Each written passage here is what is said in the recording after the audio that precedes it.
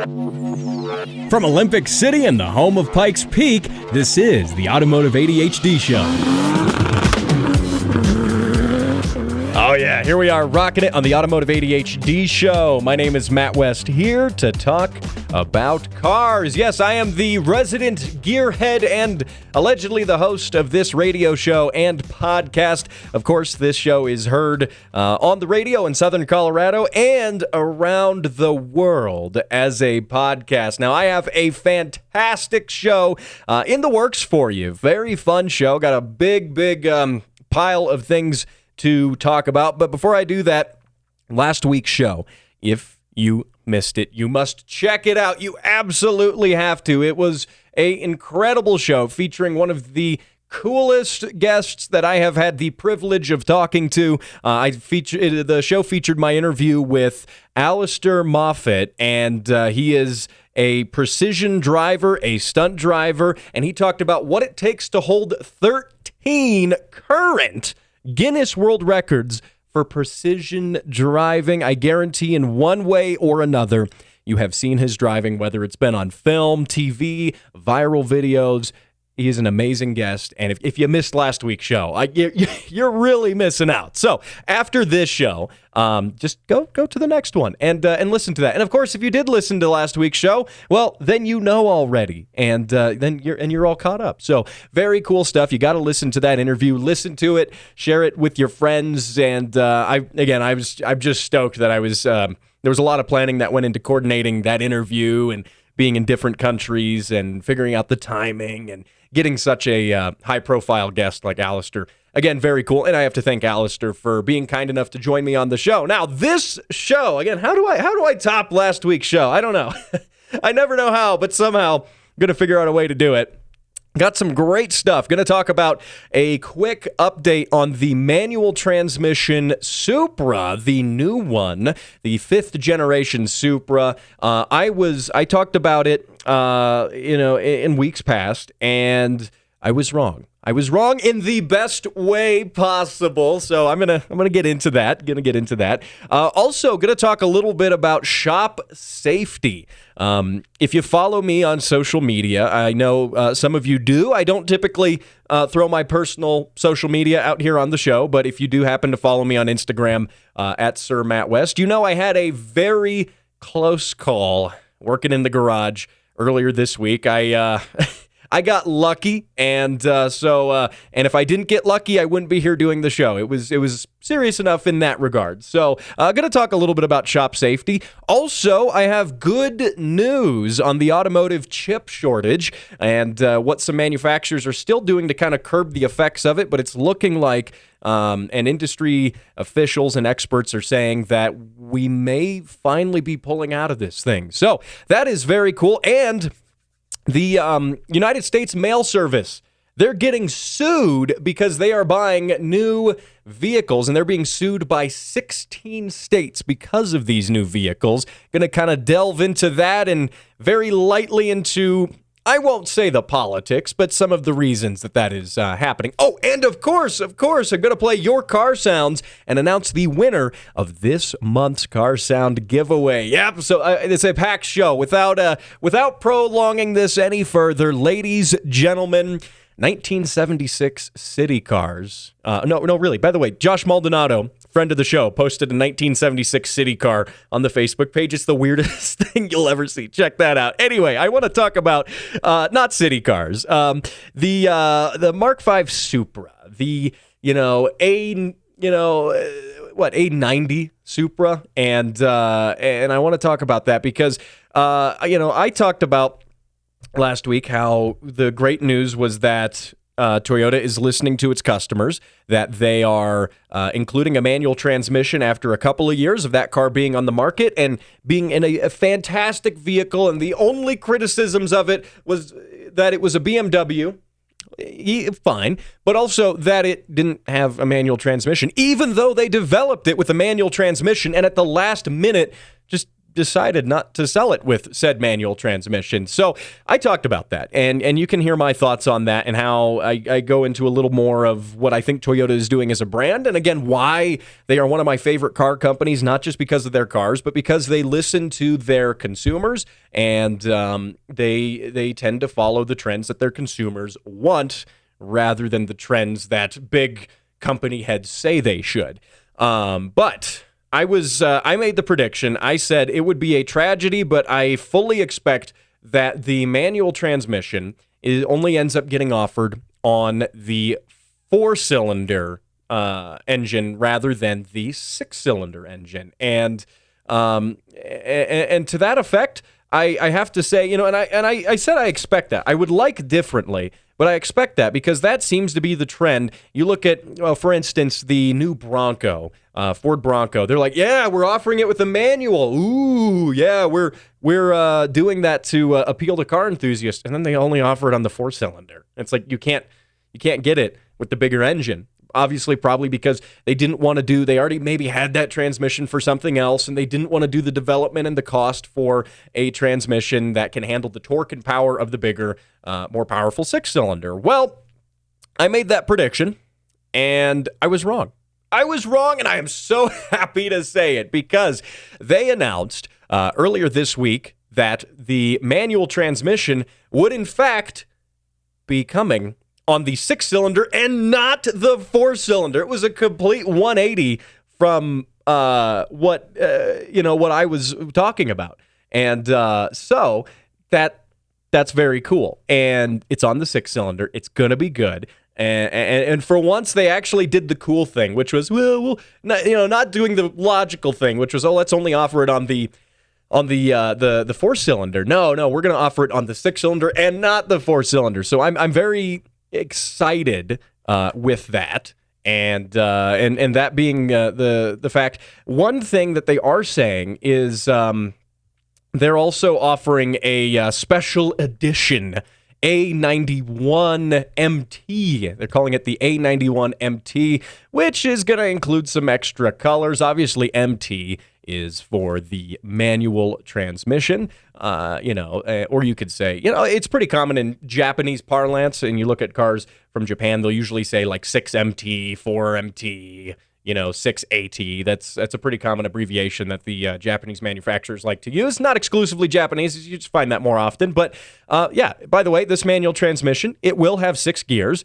They have not released any of the actual gear ratios. We know nothing about that, but you know what? I don't even care.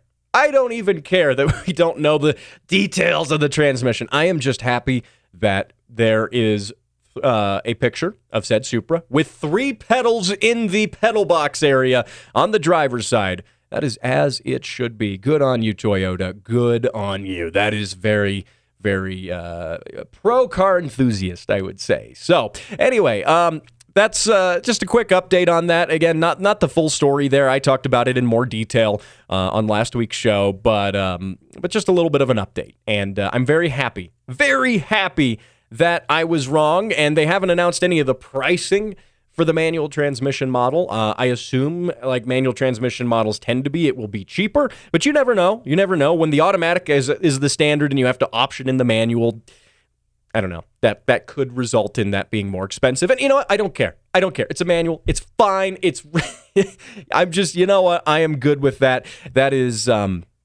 that's what you call a win. We are slowly but surely winning as car enthusiasts, winning over brands like Toyota, and they're making us cool cars that we can buy. So I like that. So anyway, now next thing I'm going to talk about is some shop safety. I mentioned this at the beginning of the show, but I had a very close call. We're going to talk about that, and we're going to talk about some things you can do to be safer while you are wrenching. That's coming up right here after the break.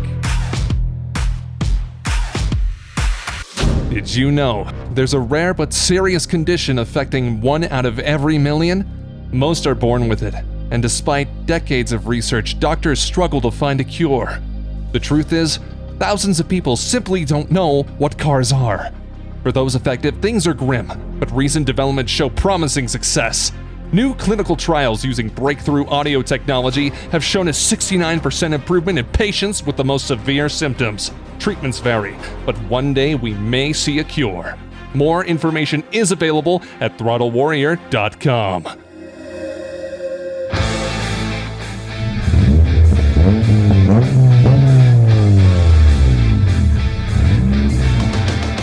All right, there we go. That is friend of the show, Nikos, in his Acura TSX. And that is the first time I played his car sound. I biffed that. I called it a TLX. Oh, no. What can I say? He was the winner of last month's car sound giveaway. And his package is, he's all the way in Sweden. And his package, it's still on the way. I'm really excited for him to get that package. Of course, takes a little longer when you start shipping things internationally. So, Nikos, I'm really excited. Once that gets to your door, I am waiting for that, and I think you'll be excited with the package as well. Now, of course, if you send your car sounds in to matt@throttlewarrior.com or post them on the Facebook page, facebook.com/Automotive ADHD, you will be entered for a chance to win the Automotive ADHD keychain. I got one of them sitting right here, as well as a $25 gift certificate to your favorite auto parts store. All good stuff right there. And in the third half of this show, I'm going to be talking about the winner of this month's car sound giveaway. Yes, I have a new winner, and I'm going to be announcing them here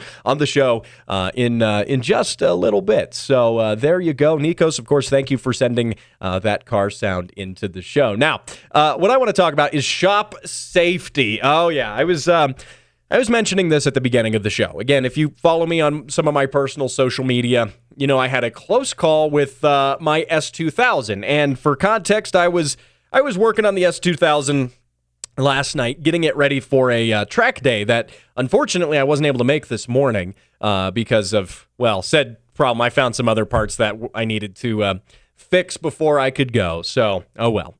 But having said that, I was working on the S2K, and part of my task I was trying to do was replace the CV joints in the rear. I've had some vibration issues, and I think I've narrowed it down to those being pretty worn out. And anyway, I had jacked up the rear of the car, put it on jack stands like we all should do, but jack stands sometimes are not enough. And I had a particularly crusty bolt I was trying to get off, and I was using my whole body weight. I was under the car, and I decided to, push it with my feet against the ratchet I was using. I should have just grabbed a breaker bar, but I was like, the breaker bar is in the toolbox. I have to slide out of here and get up and go get it.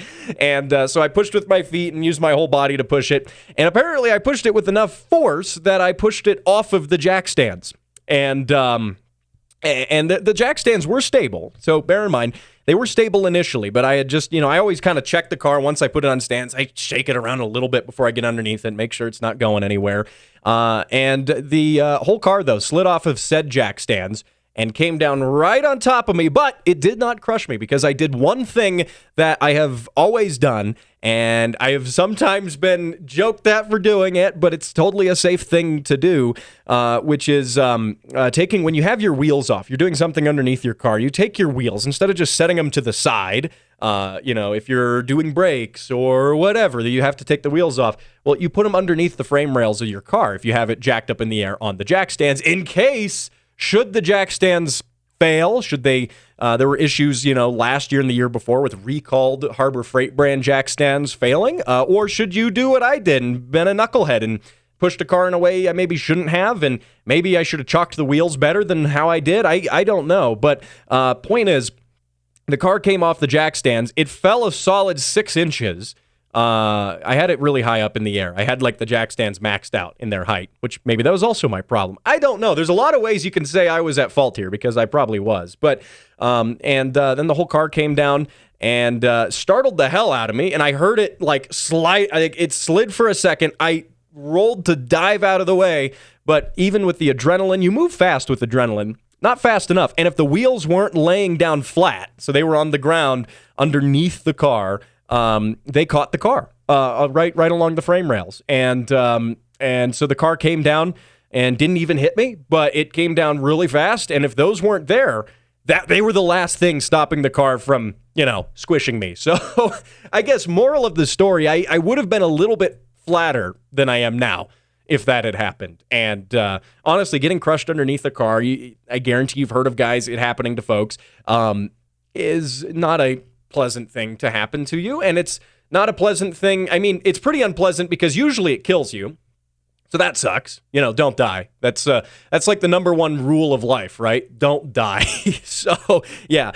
Or being crushed underneath that, even if you survive, man, we'll not get into the details, okay? So, but having said that, it got me thinking about like, oh gosh, I've been working on cars for years and years. I've been working on cars ever since I was, like in high school and I got my first car. A lot of guys are the same way. So I've been doing it a long time. I've been doing it pretty safely. I almost always use jack stands. I know sometimes you're on the side of the road and you're like, well, if I don't have jack stands, I guess I don't need them, but that's dangerous. Don't do that. But, 99.9% of the time I use jack stands. And most often I also put the wheels, because I'm doing something under the car that requires I also take the wheels off while it's on the jack stands. I'll put them underneath the car. And I can't remember who recommended that to me. Someone at one point said, you really ought to do that. Just, like your jack stands may never fail.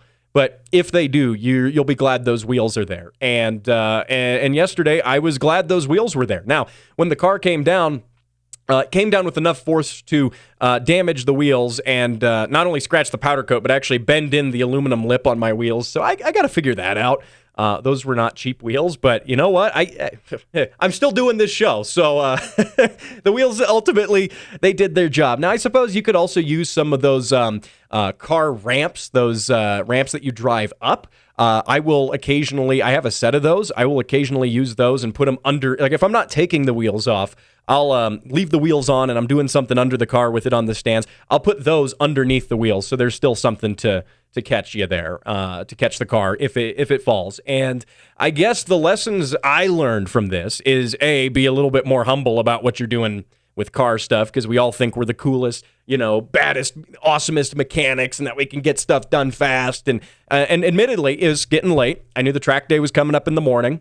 And I was trying to get the CV buckets out, and I was rushing. I was rushing through this job. I was working fast. I'm like, I need to get this done so I can get to bed, get to my track day in the morning. And so, admittedly, right, like I always make sure I'm using stands. I'm always making sure things are safe. But like when you're rushing, there's a lot of things you might do that aren't as conducive to safety. And the biggest thing I have seen, and this is a method that's used by, like, say, military guys and, accident response type people who look at a diagram of what causes, accidents and things that happen. And usually it's never one thing. They use a method, by the way, that they call the Swiss cheese method, or any derivative of that, like the cheese method. So imagine that you have slices of Swiss cheese and you have multiple ones all stacked up against each other. And Swiss cheese, has the little holes in it. Well, none of those holes line up immediately, but under the right circumstances, you would find a path that would allow each of those holes to line up, from one thing to the next thing. If you imagine each slice of cheese, I'm talking about cars and I'm talking about cheese, so bear with me here, but each slice of cheese is like an action you're taking during your day or doing whatever. Airline pilots use this method, for instance, when looking at, how to avoid accidents. And, each slice of cheese represents something you're doing. And while it might be harmless, the holes in the cheese are maybe little shortcuts you're taking, or you're going a little fast, or you're rushing. Well, enough actions and things will happen, and eventually you'll get a couple slices of cheese where the holes will line up. And that's when an accident happens. So I don't know if I'm making any sense, but cheese and cars, I do like Swiss cheese. It's good. Good on sandwiches, by the way. But that's one of those things. So I guess what I learned was, okay, I've been putting wheels under cars like that almost all the time. Sometimes I forget to when I'm rushing. And it's like, you know what? When it comes to rushing on car stuff, you see like TV shows where people working in shops are like, we have to get the car done to go to the show like tomorrow morning. We got to rush. But at the end of the day, don't rush, I guess, to a point where it hinders your own safety. And also, having worked on cars a lot, I'm not a professional mechanic by any means. And that could also be part of the cause there. I'm not a professional. I'm a hobbyist. I like to think I'm halfway decent, at least halfway decent as a hobbyist. And And yeah, I was working fast and trying to do stuff. And like, oh, this bolt's not coming undone. Instead of getting the right tool and getting up and going and grabbing it, oh, I'm already under here, I'm rushing. I'm just going to get the ratchet and I'm just going to use my whole body weight to just push it and break it loose. That's also not great for your ratchets, but who cares at that point? And yeah, so I guess long story short is, it's not so much that, PSA, learn to put wheels under low cars when you're working on them on jack stands, or some sort of block of wood, a cinder block, some of those ramps or something to catch the car, because jack stands aren't perfect, and also jacks are not perfect. You should always be using said jack stands, but I guess they're not. There are times when you can be a knucklehead and make them not be foolproof. And so I guess what I'm getting at is not so much a PSA of, jack stands and using wheels and stuff to, support the car if the jack stands fail. That's important. But I guess more of the important PSA of shop safety is that mentality of, just take a second and look at what you're doing, and try not to rush as much. Maybe you still got to get it done in a reasonable amount of time, and that's fine, but take like 5 seconds, just a breather, and just be like, okay, I'm safe. I got these here. I got this here. Here's a better way for me to go about doing this task that's maybe less risky instead of just rushing through it the whole way. So more of a mentality thing, and a little bit humbling for yours truly. So I learned my lesson there. So hopefully you don't have to. Now, without getting too heavy on that topic, another thing I want to get into here, just halfway through the show at this point now, is it's got nothing to do with shop safety and things like that, but has everything to do with the automotive chip shortage. Yeah, so what we've got, you've obviously been aware of the chip shortage. It's hard to not be aware of that these past couple of years, and obviously it came from COVID and supply restrictions, things like that. There's a lot of reasons behind it. I've done an entire show on some of the more detailed reasons for it. But recently, in a press release, the CEO of General Motors, Mary Barra, says the chip shortage may actually be coming to a little bit of an end. Mary Barra said that that they're starting to have more chips come in because of the supply chain. Things are, maybe it's not that they're making more of them, but that the supply chain is starting to cope with it, and they're getting used to it. And I will say as well, and this was reported on autoevolution.com, that the sales of smartphones and PCs and things like that are slowing down now. The big rush during COVID was to have everyone buying, phones, cameras, things to, work remotely. And that's kind of slowing down. People have the tech that they have, and the huge influx of demand for it has tapered off to a steady lower demand for it, which is allowing more of the manufacturers that make semiconductors and chips. Obviously, auto manufacturers a lot of times aren't making their own chips that are going into engine control modules and, heated power mirrors. That's what I was going for. But, some of them are doing that. Tesla is famously started talking about going in-house with their manufacturing, which is fine. But a lot of times this stuff is made by other manufacturers, and General Motors and Ford is, all they're doing is buying these parts from these manufacturers, assembling them. And that's how the automotive supply chain more often than not works. And it's interesting, though, because the automotive industry has had to cope with this in interesting ways. I've cited one example of that being Volkswagen having to shift from their just-in-time method of manufacturing, where they were receiving parts and things just in time to be stuck onto cars. And they were famous for that, for pioneering kind of that method. Well, they had to go back to, I guess you could say, the old method of stockpiling parts and having them ready to go, because you don't know what your supply chain is going to be doing the next day.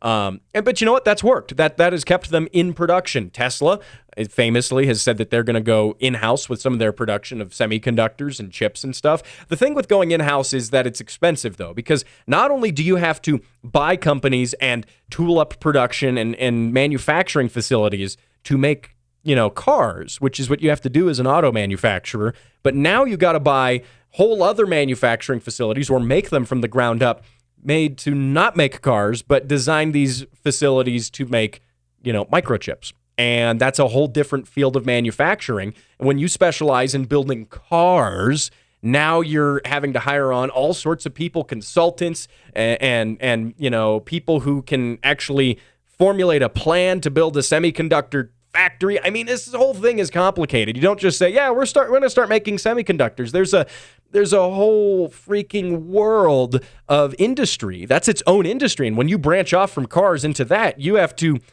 do all the tricks of that industry. It's like starting a whole nother business. And then you have to be good at it. And the people who are good at it are the companies that have already been doing it for years. And they've gone through all the teething problems of figuring out how to do it. So that's one issue with going in-house. Once you're established as making something in-house, obviously that's you're winning at that point because you're doing it in-house, your own parts. You're not having to work with other suppliers. You're able to design stuff and go from design to production a lot easier. That's all good. But as it comes to the automotive chip shortage, manufacturers, again, it's like, what I mentioned a few minutes ago with smartphones and PCs. The demand has tapered down a bit, and we've kind of figured out how to use what we have and how to work with the supply chain as it exists now.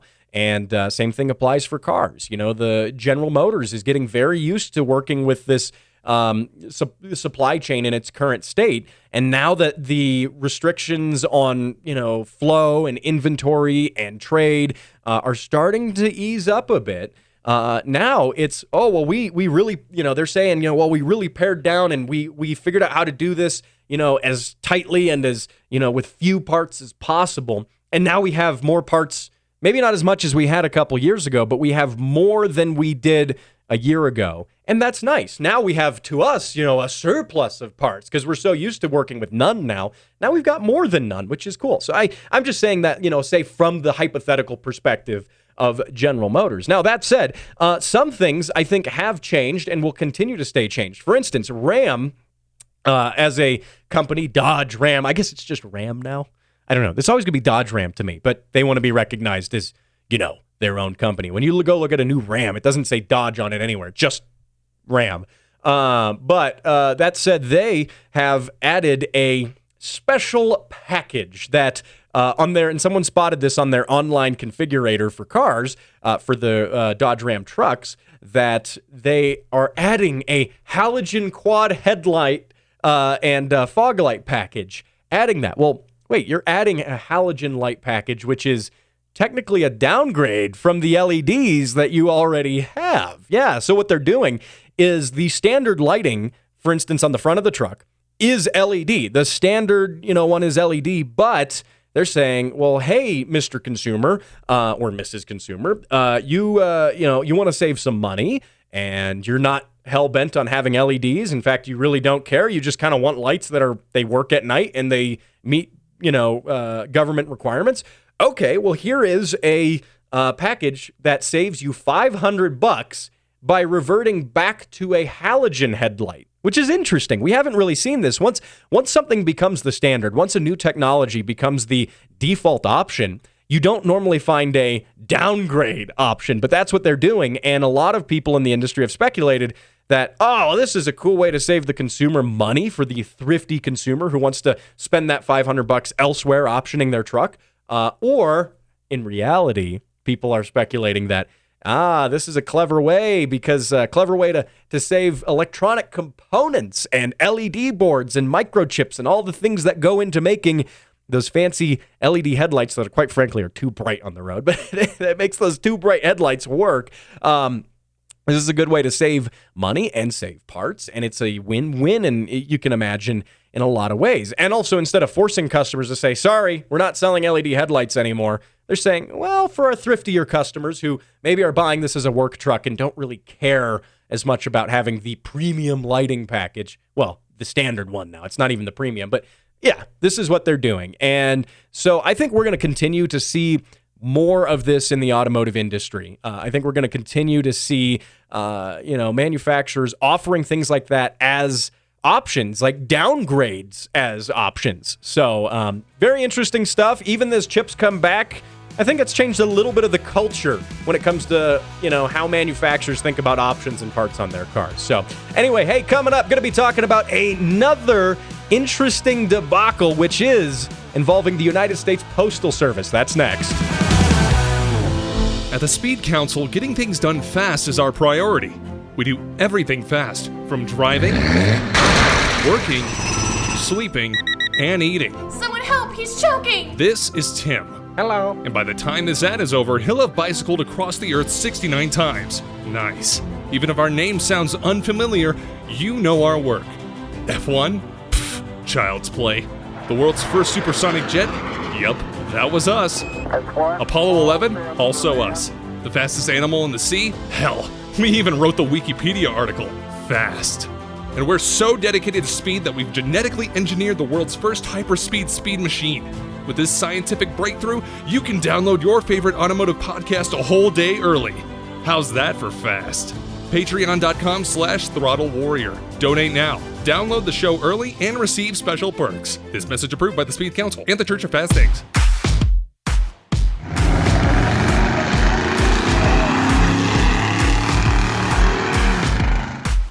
Oh, yeah. Wait. There it is. Yeah, that's Brad Stapp and his 1964 Mercury Breezeway racing at the Pikes Peak International Raceway. Of course, my name is Matt West, here to talk about cars and your car sounds. And you may notice that Brad sent that car sound in last week, and I played it on last week's show. And here I am playing it again. And you know, there is a very good reason for that, which is this keychain right here. Can you see it? Well, just as I throw it at the microphone. Well, of course you can't see it. It's audio. But it is the Automotive ADHD keychain, and I give these away every single month, as well as a $25 gift certificate to your favorite parts store. And you might have guessed it by now, but I'll do the drum roll on the desk anyway. Here we go.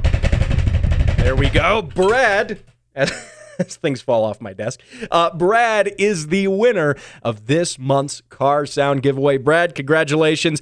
Brad not only sent in that sound, but earlier, he also sent in a clip of his turbocharged Chevy Silverado doing a burnout. So that's also very, very cool. If you've got car sounds and you want to send them into the show like Brad did, well, you can do that. Matt@throttlewarrior.com is the email. You can also post them on the Automotive ADHD Facebook page. Or if you're feeling really generous, you can put them on a flash drive and tape that to a 9 Lives Racing 72-inch wing for a Honda S2000 and send that to, of course, me as well. I would be very, very grateful of doing that. That may or may not influence your chances of winning. So I won't dissuade you from doing that. But anyway, Brad, congratulations. I will get some info from you over private message here in just a little bit. Get that sent your way, and hopefully shouldn't take too long because I'm in Brad's, by the way, in the fine city of Denver, Colorado, and I am just down the road in Colorado Springs. So hopefully won't take too long. And so there we go. Winning on this show is something you can absolutely do. Now, another thing I want to get into here is the United States Postal Service. Okay, so and I understand a good number of my listeners aren't in the United States, but I think this is interesting, and I if anything, I would be curious to hear from some of my international listeners how your country's mail service handles its vehicles. So in the United States, we have a vehicle that has been a staple of postal service deliveries for decades. It's called the Grumman LLV, which is the Grumman Long Life Vehicle. Government likes its acronyms, of course. And it's made by a company called Grumman, using pretty much the same engine that was found in the Chevy S10s and Blazers, the 4-cylinder engine. And I believe, I don't have it in front of me here, I believe that was called the Dauntless 4-cylinder. Dauntless was a Jeep one. I'm mixing things up. That was the Iron Duke 4-cylinder. Pardon me there. The Iron Duke was famous for a number of things, none of them relating to its power or reliability. In fact, it was quite famous for catching fire a lot, which was an issue with General Motors vehicles at that time, and also by extension has become an issue with United States mail trucks. And it's been an issue since there was the recall back in the day, in the 80s. And even now, there are United States Postal Service trucks that are catching fire because that recall service was never done in true government fashion. That's not a primary reason that the Postal Service is looking to replace these trucks. There are a number of them. One of said reasons is because they like to catch fire. Another reason is because they're just really, really old, and it's getting cost prohibitively expensive to maintain them. And of course, these are the little mail trucks you see driving around. They're small, they are real boxy, and they have that classic sound. I swear, if you grew up any time from the 1980s through I would say even now, you know the sound. You're sitting there at home, and then you just hear the engine start, stop, meh, stop, meh, stop. You know, that's the sound of the mailman coming to deliver your mail. I don't know. Maybe that's a uniquely American thing. I don't know if anyone else can relate to that, but ever since I was a kid, I can picture hearing the mailman coming from like halfway down the block. So the thing is, the government wants to replace these, and there has been an open bid for different companies to develop and propose a vehicle that can replace it. And they've been doing this since like 2016. This has been a very long endeavor. And last year, they finally settled on a vehicle made by the manufacturer Oshkosh, also presumably located in the city of Oshkosh. But anyway, it's a even boxier, bigger mail truck. Looks a lot more like a commercial vehicle you would see like UPS or Amazon using. You can actually walk inside of it. It's a lot taller. It can carry more packages because not the Grumman LLV is smaller. And again, obviously, if you're in America, you know what I'm talking about. For my international listeners, it's very small. It was developed at a time when the primary thing that the Postal Service was delivering were envelopes and presumably people sticking shipping labels to like coconuts and stuff, because I guess you can technically do that. There's some sort of myth that you can't, and people try. But anyway, that's all they were delivering. And so now, though, with online commerce being the way it is, with Amazon and all this, people doing a lot of even their grocery shopping via online commerce. Well, now these mail trucks obviously have to get bigger because they are not only holding letters, they're holding packages and things like that. So there are a number of reasons. The mail trucks that they have are old, they're not big enough, they're falling apart, and they like to catch fire a lot.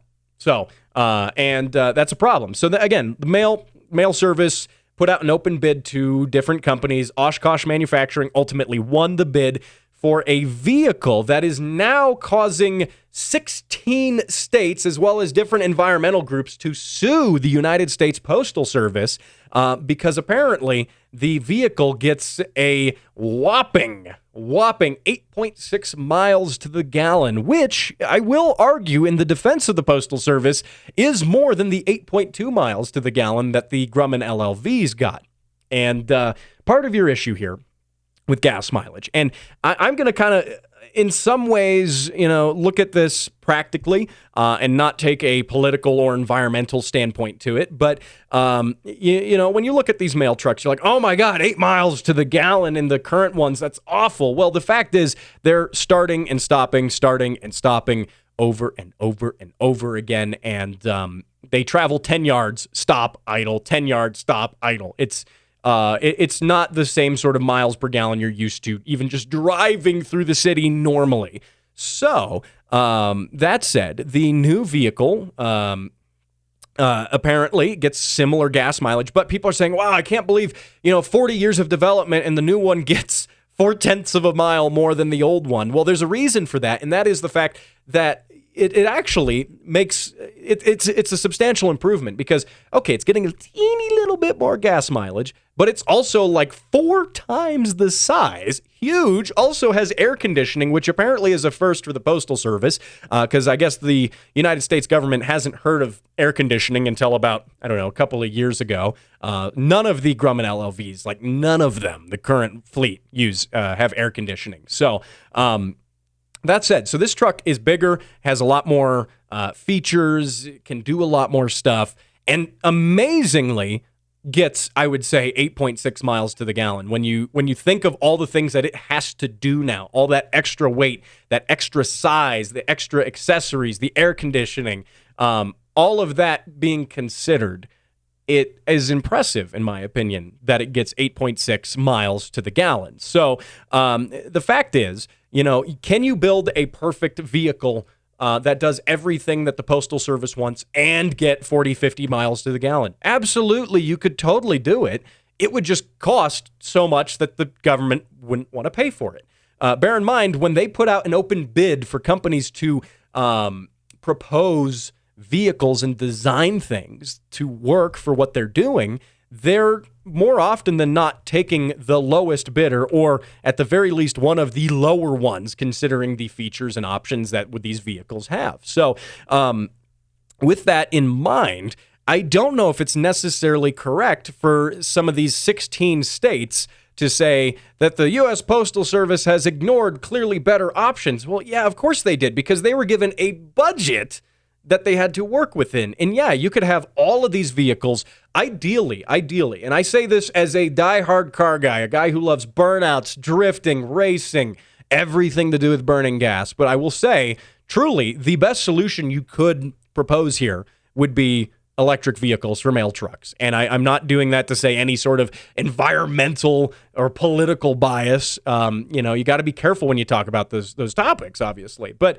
I'm not saying it for that. I'm saying from purely a practical perspective, electric vehicles make a whole lot of sense when you're driving 10 yards and stopping, and you're doing that for 8 or 9 hours a day, every single day for years on end.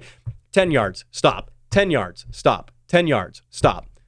Yeah, okay. Electric it just makes more sense there, because you're not, idling and wasting fuel by idling. And some people say, well, the new ones have start-stop. Well, start-stop systems, I see that being problematic, and I don't believe they're going to be utilizing start-stop systems. But one of the arguments on one of the groups, including the 16 states that is suing the Postal Service, is, well, what about better technology? And they didn't directly reference start-stop, but it does make you wonder. Okay, so the start-stop systems that many modern cars have, you come to a stoplight, the engine shuts off, and then as the second you go off the brake, the engine starts again, and you get moving, and that has been proven to save fuel. Well, one issue you have is the way engines work, which is that they only have oil pressure when they're running. When they're at low RPM, there is less oil pressure, and modern engines are designed with the notion of start-stop, which is that, okay, you're going to be starting and stopping, and that oil pressure is going to be the lowest, and you need to get up to RPM to get the highest oil pressure to avoid wear on the crank journals and the rod bearings and things like that. So they're designed with that. But I think there's a, it's within reasonable doubt to say that there's probably a design limitation of doing that start-stop every 10 yards. Those start-stop systems are intended for you to, drive every couple miles and stop at a stoplight and then drive again for a few more minutes, not every single 10 yards. That's just not practical. I think that's going to cause a lot more issues. So, again, brings us back to electric vehicles being the obvious solution here. Problem is, electric stuff is expensive right now. This is the same reason, a lot of people who maybe don't like having as much fun with their cars say, you darn gearheads, just go get an electric car.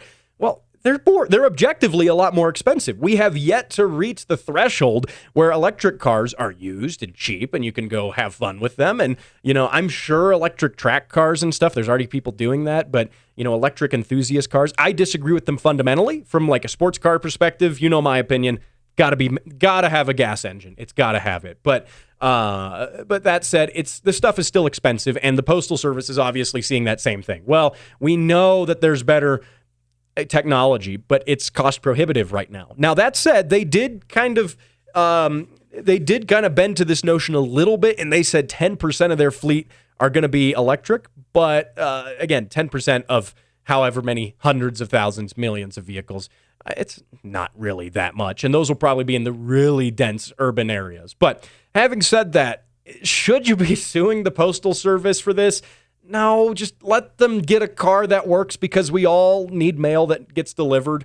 The Postal Service is already, is already facing really stiff competition with delivery services, Amazon's delivery, UPS, FedEx, DHL, all these delivery services. So, and they're trying their best, I will say that, but one argument, and this delves out of the range of a car show, so I won't really get into it much, but one argument is that, well, honestly, the free market, private companies, UPS, FedEx, Amazon, DHL are already doing a better job, and that's not to offend anyone working very hard and very diligently at the post office. It's just with so many free market options available and the fact that they don't have the need to go through the government and the taxpayers to get a new vehicle. They can just, as free market enterprises, just implement a new vehicle if they see that makes sense and makes them more money.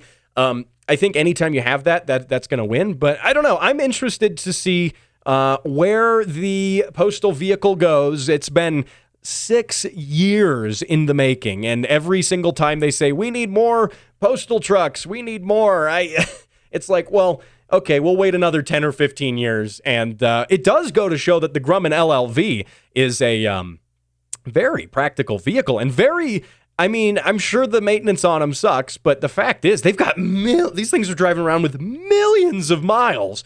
Got to give those credit. And honestly, from my perspective, I can't wait until they get a new postal vehicle because I want all of the Grumman LLVs to go up for like government auctions, and I want to buy one and do like an LS swap or a 2J swap or just something absurd. I think that would be so much fun.